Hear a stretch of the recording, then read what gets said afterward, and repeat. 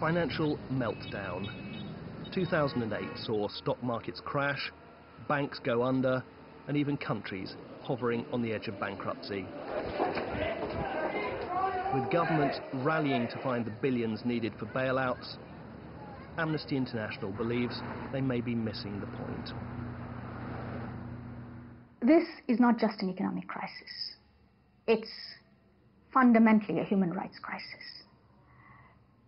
We're sitting on a powder keg of injustice, inequality, and insecurity. This is a time bomb of social, political, and economic problems. Around the world, billions are living without proper shelter, sanitation, or healthcare. 2/3 of the world's population are prisoners of poverty, casualties of a gap in government investment between business and people. 2008 saw demonstrations against food shortages, protests that were brutally suppressed, turning economic recession into political repression. Those who do try to escape to a better life can end up locked up. And some don't survive the journey at all. Millions more are facing discrimination. In Europe, Roma are the largest minority, yet they're often denied access to the shelter, healthcare and schools that could turn their lives around. Governments are putting so much into trying to resolve the economic crisis that little is done to tackle long-running conflicts. From Gaza, where more than 1,400 people, including 300 children, were killed in the recent Israeli attacks. To Afghanistan, where nearly 1/3 people are displaced. To Sudan, where the crisis in Darfur shows no sign of resolution. From Sri Lanka, where hundreds of thousands of civilians are trapped by the fighting with no access to humanitarian aid.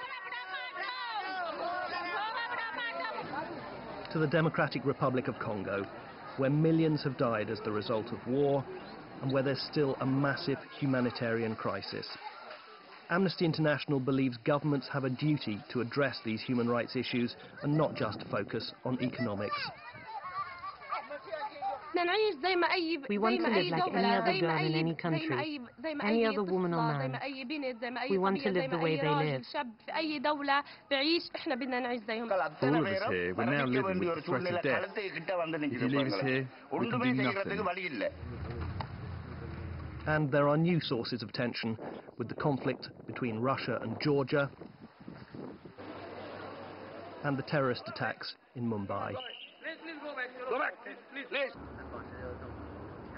China held the most expensive Olympics ever staged, but also carried out more than 70% of the world's executions, continued to detain political prisoners, and refused to accept dissent.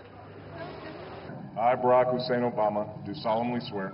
As the world's most powerful man was sworn in, Amnesty International celebrated his announcement that Guantanamo is to close. But the US has still to fully investigate suspected abuses that took place in the name of the war on terror. There we go. And prosecute those responsible. One prosecution already underway is that of the Congolese armed group leader Thomas Lubanga, the International Criminal Court's first war crimes trial, and a demonstration that the international community can act on human rights. But Amnesty International believes that the world's richest nations cannot solve the world's economic and environmental problems without recognizing that human rights are at the heart of the solution. There's a lot of talk now about how governments have to fix the economic system, how governments have to get the economy back on its feet, how markets have to be fixed. What we are saying at Amnesty International is that when you do that fixing, don't just go back to what things were before, because there were major human rights problems. You need to fix them too, and this is a real opportunity to get the state once more on its feet, but on its feet for human rights, recognizing that obligations for human rights are as important as the economy. Millions around the world want this to be the start of a new era. Amnesty International wants that new era to bring a new deal on human rights. people demand no less.